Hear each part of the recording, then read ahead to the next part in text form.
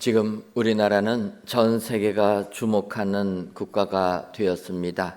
그것은 73년 전 동족 상잔이라는 비극을 극복하고 오늘날 이렇게 경제적으로 부강한 국가가 되었기 때문이라는 것입니다. 어찌 보면은 6.25 전쟁 동안 3년에 걸쳐서 온 나라가 피폐해지고 그 참상은 이루 말할 수 없었지만 전쟁이 그친 다음에 우리 민족은 한번 잘 살아보자, 더 이상은 굶지 말자, 그런 각오 속에서 또 잘 살기 위하여 노력을 다한 민족이 되었습니다. 베트남 전쟁도 참전하고 또 중동에 가서 그 거친 모래바람 맞아 가면서 나라를 위하여서 수고한 그 수고의 결실이 오늘날 지금 이렇게 열매를 먹고 있다, 이런 생각을 하게 됩니다. 특히 베트남은 우리가 직접 전쟁을 한 나라입니다. 그럼에도 불구하고 지금 우리나라는 베트남과 너무나도 우호적으로 교류가 잘 되고 있는 국가가 되었습니다. 베트남 다낭시에 가게 되면 얼마나 우리나라 관광객들이 많이 오는지 들리는 소리가 베트남 말이 들리는 게 아니라 우리나라 말이 들립니다. 그 속자는 그렇게 얘기합니다. 이 베트남은 경기도 다낭시라. 비행기 분명히 타고 다낭공항에 내렸는데 베트남 언어가 들리는 게 아니라 우리나라 언어가 들린다라는 것입니다. 우리나라 말 웬만한 가게에서 하게 되고 음식점에 가게 돼도 메뉴판에 다 한국말로 써져 있습니다. 그래서 이렇게 전쟁을 했던 그런 나라임에도 불구하고 이렇게 좋은 관계를 유지할 수 있다는 것이 이게 무슨 이유일까? 그래서 한번 여쭤봤습니다. 왜 이렇게 베트남 사람들은 수십 년 전에 총뿌리를 겨루고 서로를 죽였던 이런 어찌 보면은 원수와 같은 관계인데 이렇게 우리와 잘 지낼 수가 있습니까? 물어보니까 그렇게 얘기하는 겁니다. 베트콩의 지도자였던 호치민이라는 사람이 우리나라가 미군과 함께 이제 월남전에 참전을 하게 되니까 그렇게 얘기했다라는 거예요. 이 대한민국 군인은 살기 위해서 온 용병과 같은 군인이다. 워낙 전쟁 끝나고 살 수가 없어서 살기 위하여서 이곳에 돈 받고 온 용병들이니까 불쌍히 여겨서 너무 미워하지 마라. 지도자가 그랬다라는 거예요. 그 얘기를 듣는데 조금 자존심이 상했습니다. 우리나라 군인이 용병이라. 근데 생각해 보면은 맞는 것 아닙니까? 우리가 월남전에 파병됐던 60년대 후반은 정말 우리나라 세계에서도 뒤에서 손꼽히는 나라였습니다. 그래서 이 나라 경제 발전하려니까 아무도 도와주지 않습니다.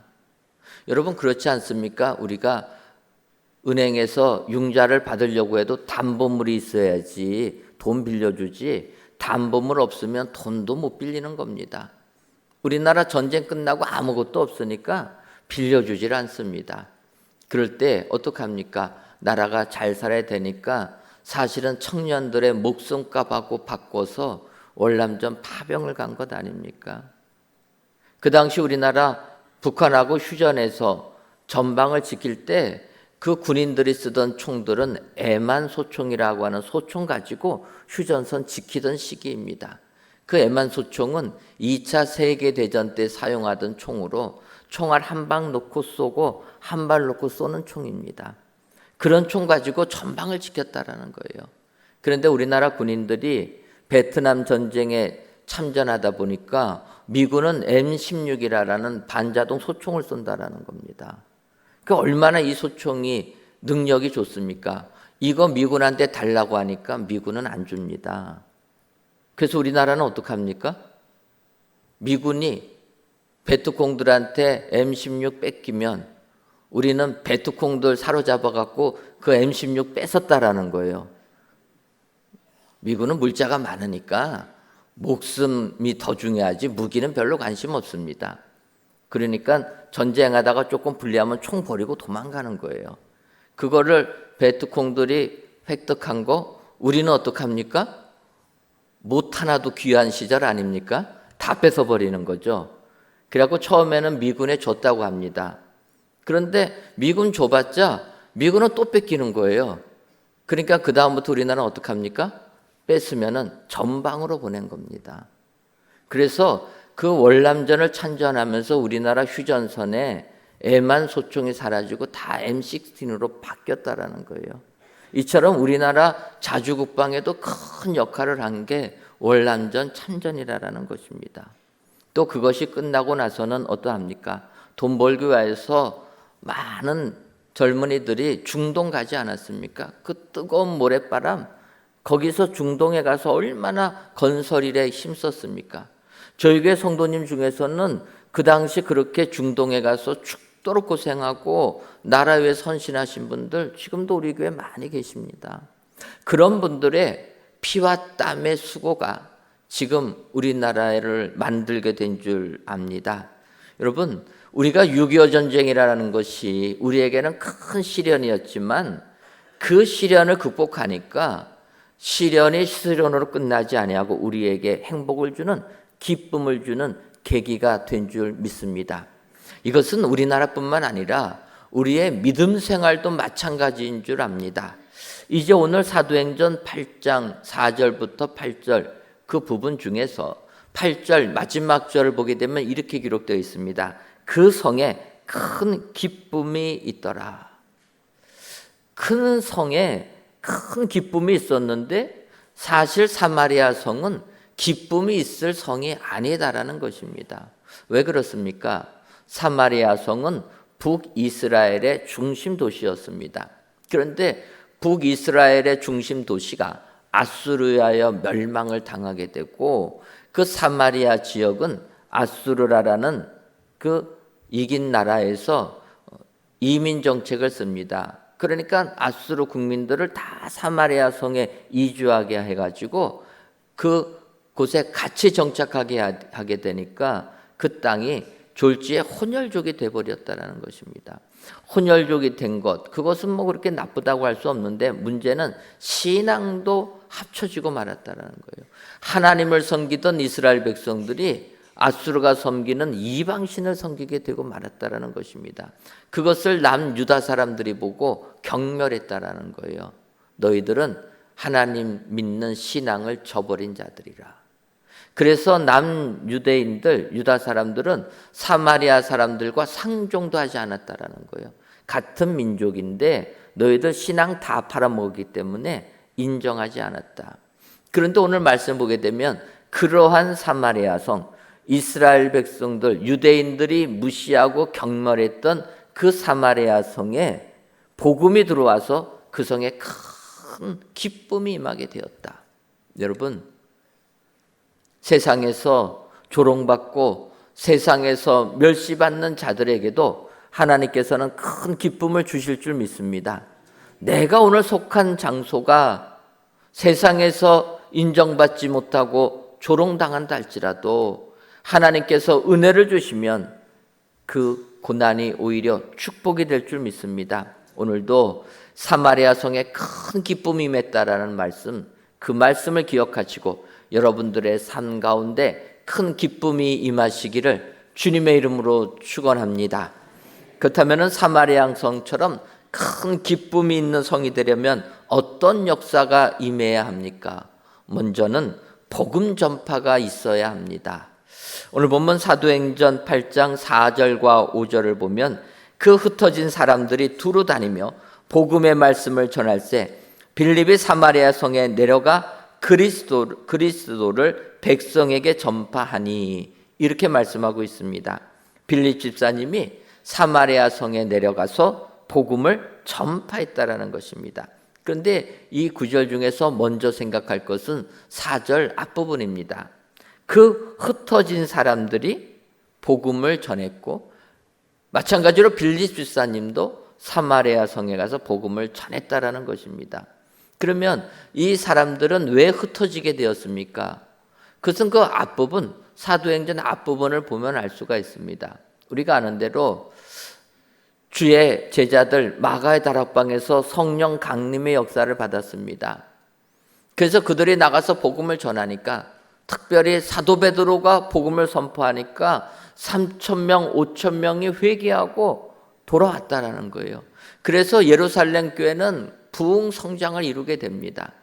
그런데 이렇게 갑자기 부흥 성장하다 보니까 교회가 좀 시끄러운 겁니다. 여러분, 교회가 크면은요, 의견들이 너무나 많습니다. 그러니까 시끄러울 수밖에 없다라는 거예요.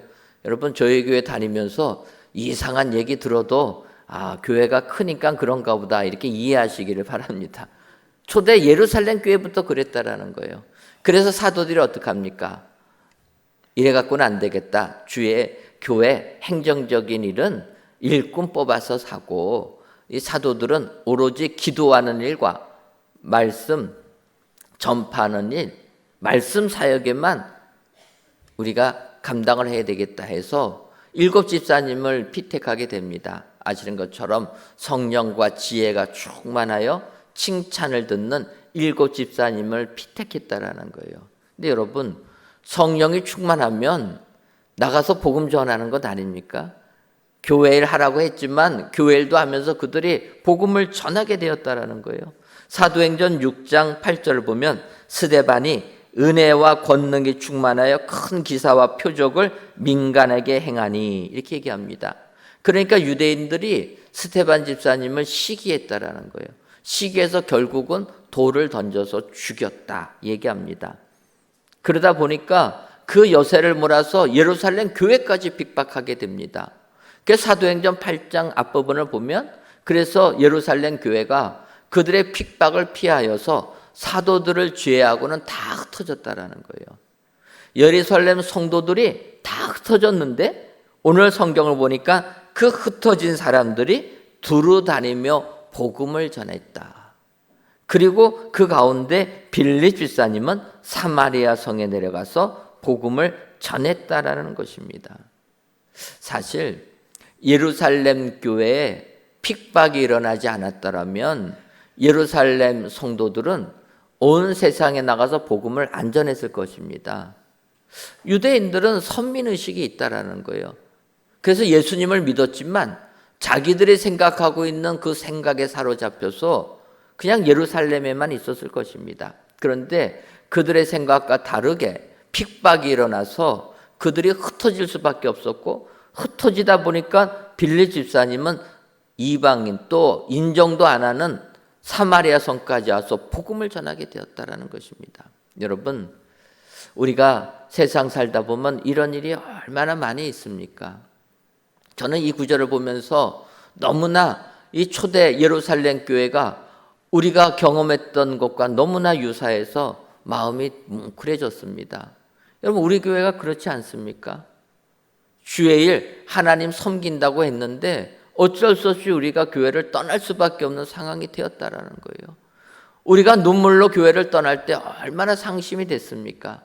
하지만 주의 은혜로 풍납동을 떠나서 천호동에 오니까 이제서 하나님의 뜻을 깨닫게 되었다라는 거예요. 어떤 뜻입니까? 저희가 이곳에 오니까 이 지역이 재개발이 돼가지고 수많은 사람들이 몰려오는 장소가 되었다라는 거예요. 풍납동 지역은 어떠합니까? 문화재 보호구역이 돼가지고 살던 사람들마저도 떠날 수밖에 없는 지역이라는 것입니다. 또 우리는 그것을 깨닫지 못하고 그 장소를 고집했다라는 거예요. 하나님께서는 초대 예루살렘 교회를 흩어서 온 복음을 세상에 전파하게 만들 줄 믿습니다. 그래서 우리들도 오늘 이 장소에 와서 이 지역을 복음화시킬 사명이 있는 줄 압니다. 그래서 하나님께서 우리들을 부르셔서 이곳으로 보내주시고 이곳에 주의 복음 증거하라고 많은 사람들을 이 지역으로 오게 만드시는 줄 믿습니다. 오늘 사마리아 성에 큰 기쁨이 임했던 것은 빌립 집사님이 복음을 전파할 때 그 복음을 믿음으로 기쁨이 임하였다. 오늘도 이 예배를 드리시는 저와 여러분들에게 이 같은 기쁨이 충만하시기를 주님의 이름으로 축원합니다. 우리가 천호동에서 주의 복음 증거할 때 이 지역이 복음화가 되어서 큰 기쁨이 많은 이 천호동 지역이 될 줄 믿습니다. 아니, 천호동이 아니라 우리나라 서울이 되고 한국이 되고 세계까지 나가서 온 세계가 큰 기쁨을 누리는 그런 세계가 되게 될 줄 믿습니다. 복음이 전파될 때 큰 기쁨이 임하게 된다. 오늘 아직까지도 내 가정에 예수님 믿지 아니하는 사람이 있다라면 예수님을 전하시기를 바랍니다. 내가 속한 직장에서 아직도 예수를 믿지 아니하는 자가 있다라면 예수님을 전하여서 내가 속한 곳에 큰 기쁨이 임할 수 있도록 주의 복음 증거하여 그 기쁨을 누리시는 은혜의 모든 성도님들 되시기를 주님의 이름으로 축원합니다. 다음으로 큰 기쁨이 있으려면은 한 마음으로 따라야 한다라는 것입니다. 오늘 보면 사도행전 8장 6절을 보면 무리가 빌립의 말도 듣고 행하는 표적도 보고 한 마음으로 그가 하는 말을 따르더라. 빌립 집사님이 사마리아 성에 내려와서 그가 주의 말씀도 선포하고 또 여러 가지 이적을 보여주니까 그들이 빌립 집사님을 마음을 같이 해서 따랐다라는 것입니다. 여기서 중요한 것은 한 마음이 된다라는 거예요. 마음이 같아지는 것이 참 힘들고 어렵습니다. 그러지 않습니까? 우리나라를 한번 보시기 바랍니다. 우리나라, 이 좁은 나라가 남북으로 갈라져 있지 않습니까? 거기서도 그치지 않고 우리나라 지역색이 있어서 동서로 또 갈라져 있습니다. 이념도 갈라져 있습니다. 그런데 요즘에는 더 갈라져서 이제는 세대 간의 갈등도 있다라는 거예요. 그것뿐입니까? 남녀 간의 갈등까지 생기는 겁니다.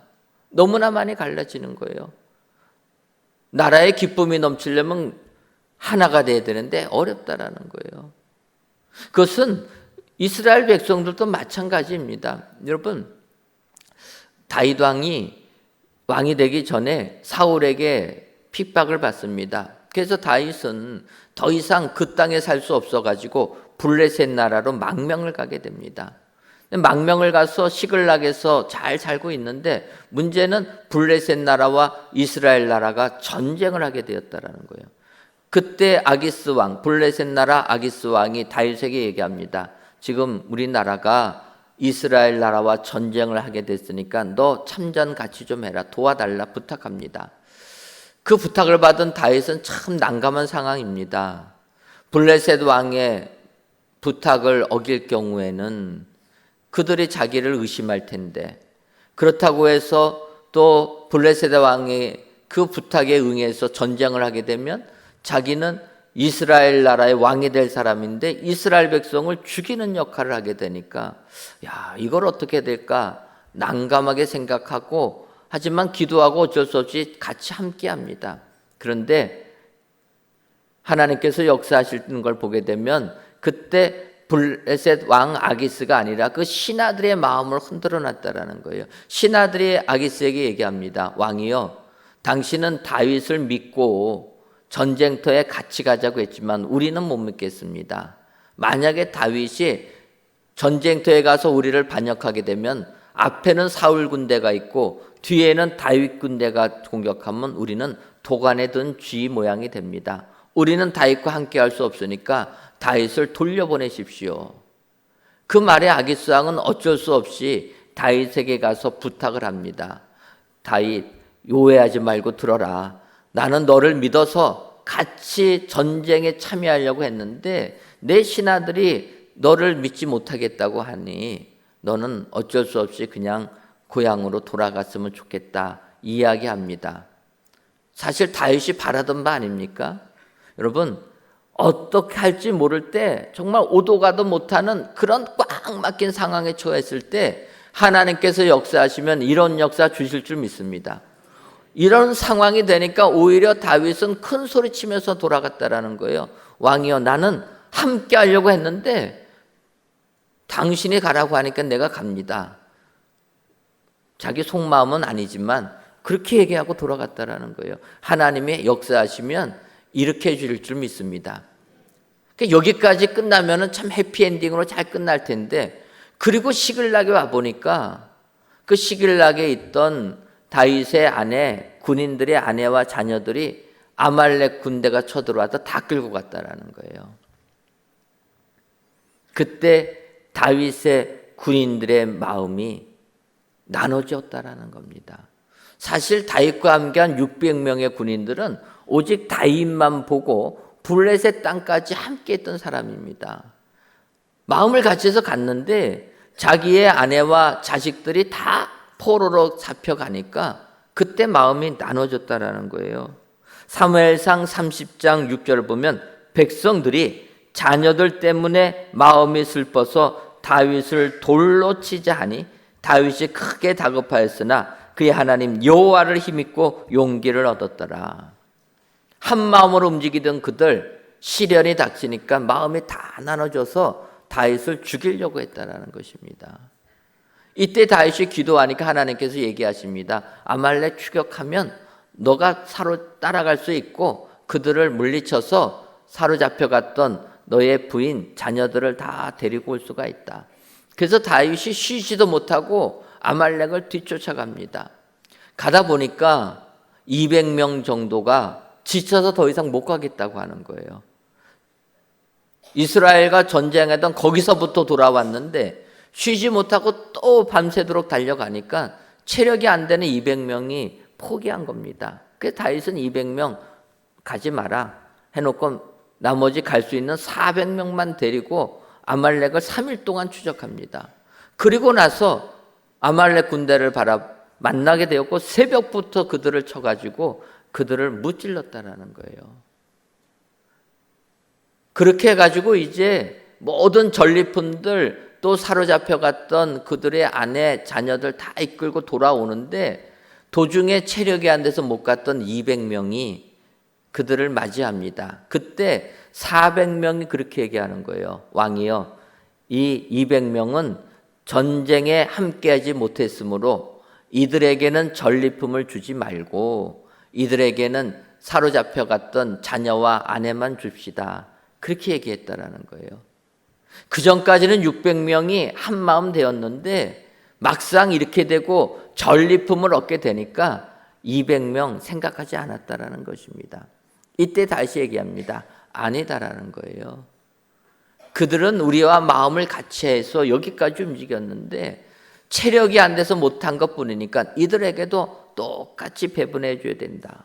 그래서 다윗이 아말렉에서 뺏었던 전리품까지 똑같게 나눠주게 합니다. 이것이 이스라엘의 율례와 규례가 되었다라고 얘기했다라는 거예요. 이처럼 마음이 하나가 되는 게 쉽지가 않습니다. 상황이 바뀌면 계속 마음이 나눠질 수밖에 없는 게 우리의 현실이라는 거예요. 그런데 오늘 성경을 보니까 사마리아 성에 큰 기쁨이 임했던 것은 거기에 있는 무리가 한 마음이 되었다라는 것입니다. 여러분, 마음이 하나가 될 때 기쁨이 임하게 될 줄 믿습니다. 혹시라도 여러분들 가정 마음이 나눠진 가정 없습니까? 한 마음 되도록 힘쓰시기를 바랍니다. 마음이 하나가 되면 내 가정에 큰 기쁨이 임하게 될 줄 믿습니다. 내가 속한 직장에서도 마음이 하나가 되면 큰 기쁨이 임하게 된다라는 것입니다. 오늘 사마리아 성에 큰 기쁨이 임한 이유는 한 마음으로 빌립 집사를 따랐기 때문이라. 여러분, 오늘도 이 말씀 기억하시고 한 마음 되셔서 하나님이 주시는 기쁨이 여러분들 가정과 삶의 터전에 가득 임하시기를 주님의 이름으로 축원합니다. 마지막으로 큰 기쁨이 임하려면은 치유의 역사도 임해야 합니다. 오늘 보면 사도행전 8장 7절을 보면 많은 사람에게 붙었던 더러운 귀신들이 크게 소리를 지르며 나가고 또 많은 중풍병자와 못 걷는 사람이 나으니 이렇게 이야기합니다. 빌립 집사님이 기도하니까 많은 사람에게 붙었던 귀신들이 쫓겨나갔다라는 겁니다. 또 기도하니까 중풍병자와 못 걷는 사람들이 낫게 되었다. 이런 치유의 역사가 임하게 되니까 그 성에 큰 기쁨이 넘치게 되었다. 성경이 이야기합니다. 바꿔 말하면 이런 영적, 육적 치유의 역사가 임할 때 기쁨이 가득 넘치게 될 줄 믿습니다. 그래서 예수님께서도 이 땅에 오셔서 치유의 역사를 베풀어 주셨다라는 것입니다. 누가복음 8장을 보면은 예수님 거라사 광인의 그 군대 귀신 들렸던 그를 치유해 주시지 않습니까? 그리고 갈릴리로 다시 돌아오십니다. 돌아오시니까 회당장 야이로가 예수님께 나옵니다. 예수님, 내 딸이 죽을 병에 걸려 있는데 내 딸을 살려주옵소서. 예수님께서 회당장 야이로의 부탁을 듣고 회당장 집으로 가십니다.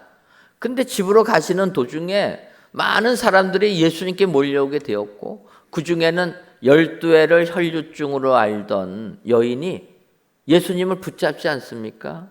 예수님께서 당신의 능력이 나간 것을 아시고 가던 걸음 멈추시고 누가 내 옷을 붙잡았느냐?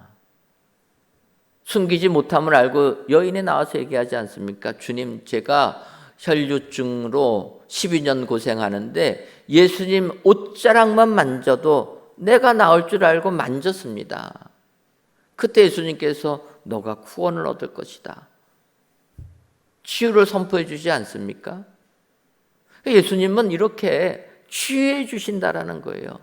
그런데 문제는 이 혈류증 걸린 여인을 고쳐주시고 다시 발걸음을 야이로 집으로 가시려고 하는데 야이로 집에 있는 사람들이 온 것입니다. 그러면서 얘기합니다. 회장장님, 이제는 예수님을 집으로 모실 이유가 사라졌습니다. 당신의 딸이 죽었다라는 거예요. 그때 회장장의 마음이 얼마나 힘들었겠습니까? 여러분 생각해 보십시오. 딸을 살리기 위하여서 회당장이라는 자존심도 다 내려놓고 주변에 비난받을 것도 다 내려놓고 딸 살기 위해서 주님께 나왔습니다. 그리고 내 딸 살려주기 위해서 집으로 모시고 가는데, 그러면 예수님이 집으로 바로 가셔야 되는 것 아닙니까? 딸 살려주겠다고 집에 가면서 왜 12회 혈류증 걸린 여인을 고쳐줍니까? 그거 고쳐주다가 시간 다 버린 것 아닙니까? 시간 다 버려가지고 막상 자기 딸은 죽고 말았다라는 거예요. 회당장 야이로의 심정이 참 어려웠을 것입니다. 그런데 예수님께서 그걸 아시고 이 얘기하시는 거예요. 야이로야, 두려워하지 말고 믿기만 하라. 너는 너 딸이 죽었다고 포기하는데 아니라는 거예요. 믿기만 하라는 것입니다. 그리고 회당장 집에 가니까 사람들이 딸 죽은 걸 가지고 통곡을 합니다. 그때 주님이 말씀하십니다. 울지 말라. 죽은 것이 아니라 자는 것이다. 얘기하시고 그 딸의 손을 붙잡고 일으켜 세우지 않습니까? 그 즉시 그 딸이 살아났다라는 거예요. 여러분, 예수님께서는 우리에게 이 같은 치유의 은혜를 베풀어 주실 줄 믿습니다. 치유의 은혜가 넘치는 곳에 기쁨이 크게 넘치게 될 줄 믿습니다. 여러분, 우리 교회 성도님들 중에서는 지금도 병마와 씨름하는 분들이 참으로 많이 계십니다. 항암 치료 수술하고 항암 치료 받는 분 한두 분이 아닙니다. 이런 분들에게 하나님께서 치유의 은혜 내려주실 줄 믿습니다. 오늘 입원하셔서 내일 심장 수술하시는 분도 계십니다. 얼마나 두렵고 떨리겠습니까? 하지만 주님이 치유해 주시면 깨끗이 낫게 될 줄 믿습니다. 하나님께서 우리 교회를 사랑하셔서 이렇게 기쁨이 넘치는 은혜로 만들어 주셨는데, 우리 교회에 속한 성도님들 하나님께서 안 고쳐주시겠습니까? 하나님께서 손만 대어 주시면 우리를 깨끗하게 낫게 해줄 줄 믿습니다. 혹시라도 육신의 질병 때문에 절망하시는 분들 계시면 오늘 주님을 의지하시고 기도하시기를 바랍니다. 사도 야고보는 야고보서 5장 15절 상반절에서 믿음의 기도는 병든 자를 구원하리니 주께서 그를 일으키시리라 약속하고 있습니다. 믿음의 기도는 병든 자를 구원해 주신다는 거예요. 우리가 믿고 기도하면 주께서 우리를 일으켜 주실 줄 믿습니다. 오늘도 이 믿음 가지고 주께 기도하시기를 바랍니다. 나병에 걸렸던 나아만 장군이 엘리사 선지자에 가가지고 고쳐달라고 할 때 엘리사 선지자가 뭐라고 얘기합니까? 요단 강물에 7번 몸을 잠그라. 그때 나아만이 분노합니다. 내 상식 가지고 볼 때 아람 나라의 물이 더 깨끗하지 않냐? 이 남의 나라까지 와서 더러운 요단 강물에 몸을 잠그라는 것 이해를 못한다고 얘기합니다. 그때 그 시종이 얘기합니다. 이보다 더 큰 것도 주인에게 명했으면 안 들었겠습니까? 하물며 물의 장구라는 게 뭐가 어렵습니까? 그제서 깨닫습니다. 그리고 엘리사 선지자의 말에 순종해서 그가 요단물에 7번 몸을 잠그니 여전히 그의 몸이 깨끗해져서 어린아이의 피부가 같이 되었다. 여러분, 믿음은 우리의 상식 위에 있어야 되는 줄 믿습니다. 우리의 생각 너머에 있는 것이 믿음이라는 거예요. 그래서 우리가 의사들이 뭐라고 하든지 간에 우리가 믿음 가지고 기도하면 낫게 될 줄 믿습니다. 그래서 우리에게 하나님께서 크신 기쁨을 내려주실 줄 믿습니다. 오늘 사마리아 성에 큰 기쁨이 임했다라는 것은 치유의 역사가 임했기 때문이라 여러분 기억하시고 오늘도 기도하셔서 치유의 은혜가 충만하셔 기쁨이 넘쳐나는 은혜의 모든 성도님들 되시기를 주님의 이름으로 축원합니다. 기도하겠습니다. 하나님, 장마가 시작되었다는 오늘 이 시간 성전에서 또는 각 예배 초소에서 귀한 예배 드리게 하시니 감사합니다. 이 예배를 기뻐 받아 주옵시고 모든 예배자들 위해 성령의 단비가 충만케 하여 주옵소서. 이 시간 큰 기쁨이 있더라라는 제목으로 말씀을 주시니 감사합니다. 바라기는 사마리아 성처럼 큰 기쁨이 임하려면 먼저 복음 전파가 있어야 하고 한 마음으로 따라야 하며 치유의 역사가 임해야 함임을 알고 오늘도 이 같은 큰 기쁨이 임하기 위하여 기도하여 응답받는 은혜의 모든 성도님들이 다 되게 하여 주옵소서. 예수님의 이름으로 기도하옵나이다. 아멘.